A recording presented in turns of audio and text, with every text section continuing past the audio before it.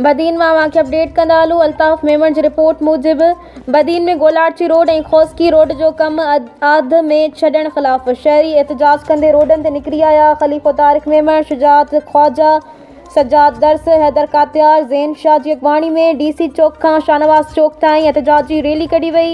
एहतजाज में अॻवाननि ख़िताब कंदे बदीन इंतिज़ामिया खे निशानो बणाईंदे नाअहल करार ॾिनो। उन्हनि जो चवणु हो त गोलार्ची रोड लाइ बजट न हुई त गोलार्ची रोड जे तोड़फोड़ जो छो कई वई। हिन वक़्तु 3 महीननि खां शहरी अस्पताल तोड़े सरकारी इदारनि कारोबारी मर्कज़नि ते वञण लाइ तमामु घणी परेशानी जो शिकार आहिनि, जंहिंजी ज़िम्मेवारी बदीन इंतिज़ामिया आहे।